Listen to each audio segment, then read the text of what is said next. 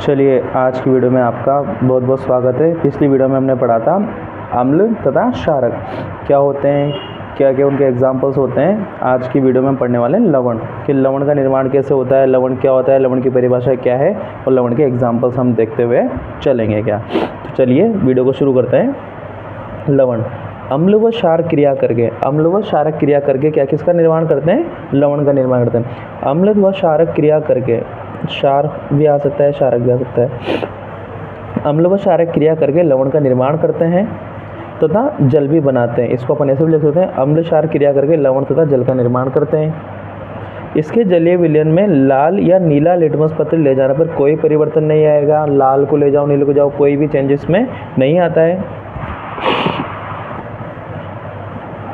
लवण कहलाते हैं। लवण की पीएच का मान क्या होता है, 7 होता है। उनका 0 से 7 था, 7 से 14 था। इनका क्या रहेगा, बिल्कुल एकदम फिक्स 7 होता है। देखो अम्ल की अभिक्रिया जैसे अपन क्षार से करवाते हैं, क्या बनेगा, लवण प्लस जल का निर्माण यहाँ पे हो जाएगा। क्या एग्जाम्पल, HCl और NaOH लिया अपन ने। ये क्या है, अम्ल है। कौन सा अम्ल है, हाइड्रोक्लोरिक एसिड है। ये क्या है, सोडियम हाइड्रोक्साइड है। जैसे इसकी क्रिया इससे करवाते हैं, अब आपको अभिक्रिया बनाना तो आता है ही सही, ठीक है। तो इसका प्लस माइनस जोड़ना आप कर देना, तो क्या बन जाएगा आपके पास, NaCl बन जाएगा। NaCl क्या है, लवण है जिसका नाम क्या होता है, सोडियम क्लोराइड। सामान्य भाषा में से क्या बोलते हैं अपन, नमक भी अपन बोलते हैं। क्या इसका उपयोग खाद्य पदार्थों में किया जाता है। क्या और यहाँ से जल इसमें क्या हो जाएगा, बाहर निकल जाएगा। इस अभिक्रिया को अपन उदासीनीकरण अभिक्रिया भी कहते हैं। किस अभिक्रिया को, ये जो अभिक्रिया के अम्ल क्षार क्रिया करके क्या करना है, लवण जल बनाते हैं, तो इस अभिक्रिया को अपन उदासीनीकरण अभिक्रिया भी कहते हैं। आपके अगर क्वेश्चन आ जाए कि उदासीनीकरण अभिक्रिया को उदाहरण से समझाइए, तो उसमें भी आपको ये लिखना है कि भाई अम्ल क्षार क्रिया करके क्या करते हैं, लवण का निर्माण करते हैं तथा जल भी बनाते हैं। इस अभिक्रिया को अपन क्या कहेंगे, उदासीनीकरण अभिक्रिया कहेंगे। इसके जलीय विलयन में लाल नीला ले जाने पर कोई परिवर्तन नहीं होगा तथा इसकी पीएच का मान क्या होता है, 7 होता है। इस प्रकार इसको अपन उदासीनीकरण अभिक्रिया भी कर। चलिए अब इसके एग्जाम्पल्स करते हैं। H2SO4 की अभिक्रिया किससे करवाई अपन ने, सोडियम हाइड्रोक्साइड से करवाई, तो क्या बन जाएगा, Na2SO4 प्लस यहाँ से जल बाहर निकल जाएगा। H2SO4 का नाम क्या होता है, सल्फ्यूरिक एसिड होता है। NaOH का नाम क्या होता है, सोडियम हाइड्रोक्साइड होता है। दोनों आपस में क्रिया करके क्या बनाएंगे, सोडियम सल्फेट बनाएंगे। मैं इस एक अभिक्रिया आपको करके बता देता हूँ कि यहाँ से क्या लिया अपन ने, H2SO4 की रिएक्शन किससे कराई अपन ने, NaOH से करवाई। आपको वापस अभिक्रिया भी आपको हर एक रिएक्शन को हम करके बताएंगे। अब देखो ये प्लस होता है, ये -2 होता है, ये प्लस माइनस, प्लस किससे जुड़ेगा, माइनस से। तो इधर का प्लस कौन है, H प्लस OH माइनस, तो क्या बन जाएगा, यहाँ से H2 बाहर निकल जाएगा, ठीक है। अब क्या बचा आपके पास, Na और SO4, तो ये Na पे प्लस है, SO4 पे क्या है, -2 है, तो ये 1 2। यहाँ पे क्या बनेगा, Na कितना लिखना है अपन को, 2, और क्या बन जाएगा, SO4, तो क्या आ गया यहाँ पे, Na2SO4 आ गया, ठीक है। अब यहाँ पे 2 है तो इसलिए अपन यहाँ पे 2 कर देंगे, 2 हाइड्रोजन तो इसको कर दो, आपकी अभिक्रिया संतुलित हो जाएगी। इसका नाम सल्फ्यूरिक एसिड होता है, इसका नाम सोडियम हाइड्रोक्साइड होता है, इसका सोडियम सल्फेट हो जाएगा, ये जल हो जाएगा। अब इसकी अभिक्रिया HNO3 की KOH से करानी है आपको। HNO3 की अभिक्रिया किससे करानी है, KOH से करानी है। तो H पे प्लस, इस पे माइनस, इस पे प्लस, इस पे माइनस, प्लस माइनस क्या बाहर निकलेगा, यहाँ से आपका जल बन जाएगा एक तो, ठीक है। और K प्लस HNO3 बात, तो KNO3 बन जाएगा, पोटेशियम नाइट्रेट बन जाएगा, ठीक है। अगला एग्जाम्पल किसका है, आपके CH3COOH की अभिक्रिया अपन को करानी है कैल्शियम हाइड्रोक्साइड से। रिएक्शंस को अच्छे से समझते जाना भाई। यहाँ पे क्या है अपने पास, एसिटिक एसिड है, CH3COOH की अभिक्रिया कराएंगे अपन CaOH ऑल ट्वाइस से। रिएक्शन को बहुत ध्यान से देखना, रिएक्शन जितनी बड़ी होगी समाधान उतना ही इसका आसानी से मिल जाएगा आपको।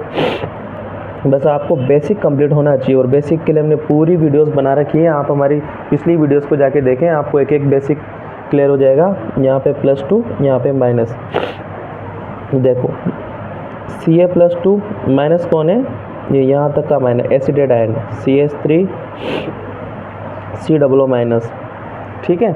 तो इसको अपन ये 2 और ये 1, CH3 अब क्या आ जाएगा, COO। अब ये कितना करना है, 2 करना है, तो ऑक्सीजन 2 होगा, तो ये बहु परमाणु है, तो यहाँ पे कोष्टक लगेगा। ठीक है, इसकी रिएक्शन करवाई तो यहाँ पे 1 आ गया, CH3COO आ गया इस प्रकार से। ठीक है, क्या बन जाएगा आपके पास सी। अब इसमें कैल्शियम आगे भी लिख सकते हैं, पीछे से कोई दिक्कत वाली बात अपने पास नहीं आएगी। क्या CH3COO ये ऑल ट्वाइस प्लस यहाँ से क्या बाहर निकलेगा आपके पास, जल बाहर निकल जाएगा। ठीक है, अब इसको संतुलित करना है। अब देखो CH3COO 2 है तो यहाँ 2 लगा दो। ठीक है, अब काउंट कर लो, ये एसिडेट आयन पूरा एक हो गया, यहाँ पे एक हाइड्रोजन और नहीं सॉरी 2 हाइड्रोजन और 2 इधर है, तो यहाँ भी कर दो 2 आप। ठीक है, आपकी रिएक्शन कंप्लीट हो जाएगी। क्या ठीक है, संतुलित करना आता है होगा, और नहीं आता तो आप हमारी पिछली वीडियो में हमने बिल्कुल एक सेपरेट वीडियो बना रखी है कि रासायनिक समीकरण को संतुलित किस प्रकार से किया जाता है, तो आप उस वीडियो को भी वहाँ पे जाके देख सकते हैं। तो ये वाला एग्जाम्पल भी आपका हो गया। इसके नाम देखना, एसिडिक एसिड होता है, ये कैल्शियम हाइड्रोक्साइड हो गया। अब इसमें यहाँ से रिएक्शन करवाए तो ये जुड़ा, ये क्या है, एसिडेट आयन है आपके पास। क्या और किसके साथ जुड़ा है, कैल्शियम के साथ, तो कैल्शियम एसिडेट बन गया आपके पास। और जल, आपको रिएक्शन कराना भी आपको आना चाहिए। कैसे आएगा, जब आपको इसकी वैलेंसीज पता होंगी। ठीक है, और इसके बाद रिएक्शन कंप्लीट होने के बाद आप इसको संतुलित भी आपको इसको करना होगा, प्लस के नीचे इसका नाम लिखना होगा, जिसके बाद ही आपको एग्जामिनर आपको पूरे में पूरे मार्क्स यहाँ पे देगा। गया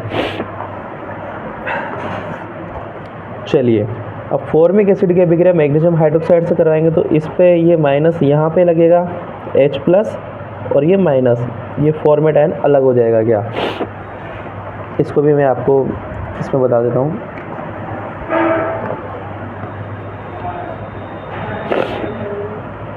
HCOO H की रिएक्शन करानी है मैग्नीशियम हाइड्रोक्साइड से, ये पूरा एक आयन यहाँ तक है बहुपरमाणु का आयन और इस पे प्लस। चलिए अब देखना, ये एक आयन हो गया, ये एक आयन हो गया, आपके पास Mg पे +2 आता है, OH पे -4 हो जाएगा, तो आपके पास Mg+2 और HCOO- फॉर्मेट आयन एक हो जाएगा, तो ये 2 और ये 1, तो Mg एक का एक आ जाएगा HCOO। अब देखो यहाँ पे 2 लगाएंगे तो सिर्फ ऑक्सीजन 2 होगा, ये क्या है, बहुपरमाणु का आयन, ये भी हमने सिखा रखा है। अगर आपको सूत्र निर्माण करना नहीं आता है तो आप हमारी वीडियोस, पुरानी वाली वीडियोस देखें, पूरा सेपरेट हमने वीडियो बना रखा है कि सूत्र निर्माण किस प्रकार से किया जाता है। तो आपके पास क्या बन गया,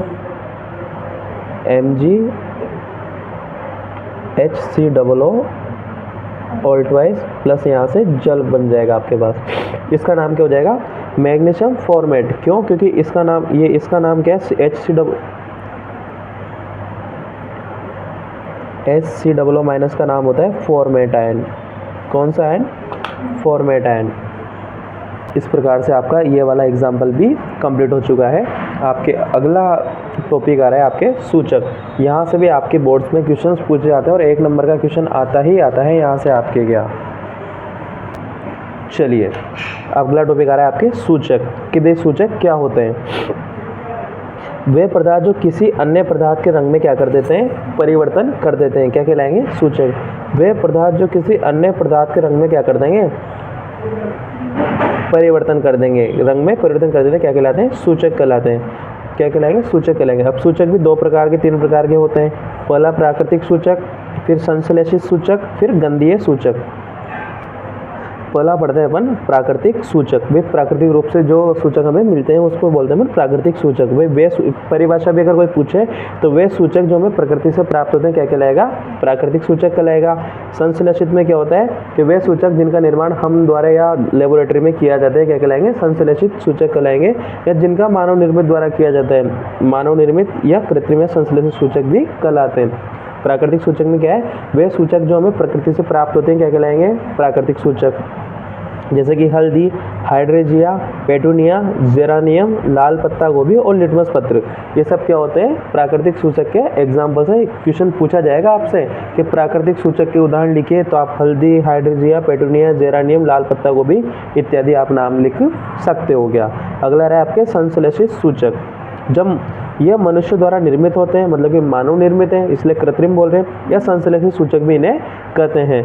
example phenolphthalein, methyl orange, potassium permanganate. इसके सूत्र पूछे जाते हैं आपसे। पोटेशियम परमैंगनेट का क्या होता है, यहाँ पे दिख नहीं रहा होगा आपको, KMnO4 4 लिखने का तरीका होना चाहिए के बड़ा है, एम बड़ा है, एन छोटा है, ओ बड़ा है, 4।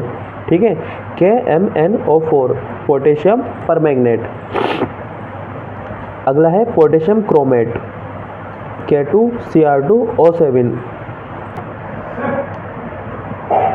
अगला एग्जांपल है, ये तो हो ही गया आपके phenolphthalein, methyl orange, potassium permanganate, potassium chromate. इनके फॉर्मूलाज भी पूछे जाते हैं, तो फॉर्मूला आपको याद होने चाहिए। क्या गंधीय सूचक, वे पदार्थ जिनकी गंध क्या होती है अम्लीय या क्षारीय माध्यम में बदल जाती है, क्या कहलाएंगे वो गंधीय सूचक कहलाते हैं। जैसे वेनिला, ये वे है वेनिला, लौंग का तेल और प्याज, वे पदार्थ जिनकी गंध अम्लीय या क्षारीय माध्यम में बदल जाती है, क्या कहलाएंगे गंधीय सूचक कहलाएंगे। ये आपके सूचक वाला टॉपिक भी क्लियर है, यहाँ से भी 1 नंबर का क्वेश्चन पूछ लिया जाता है।